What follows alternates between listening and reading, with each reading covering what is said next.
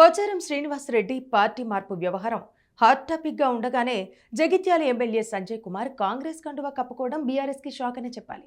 అయితే ఎమ్మెల్యేలు పార్టీ మారినంత మాత్రాన కేసీఆర్కి కానీ బీఆర్ఎస్కి కానీ నష్టమేమీ లేదంటున్నారు ఆ పార్టీ నేతలు. పార్టీకి కార్యకర్తల బలం మెండుగా ఉందని చెబుతున్నారు. 5 ఏళ్ల తర్వాత కేసీఆర్ సీఎం అని, 5 ఏళ్ల తర్వాత ఖచ్చితంగా బీఆర్ఎస్ అధికారంలోకి వస్తుందని అన్నారు ఆ పార్టీ ఎమ్మెల్యే కౌశిక్ రెడ్డి.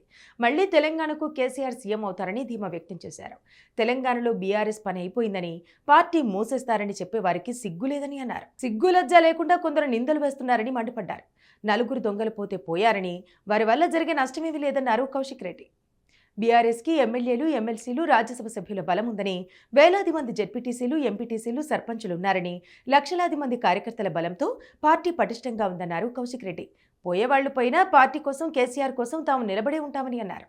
ఇక్కడ విశేషం ఏమిటంటే, పోచారం వెళ్లిపోయిన సందర్భంలో కౌశిక్ రెడ్డి ఈ మాటలు చెప్పగా ఆయన ప్రసంగం పూర్తయిన గంటల వ్యవధిలోనే మరో ఎమ్మెల్యే సంజయ్ కుమార్ పార్టీకి దూరమయ్యారు.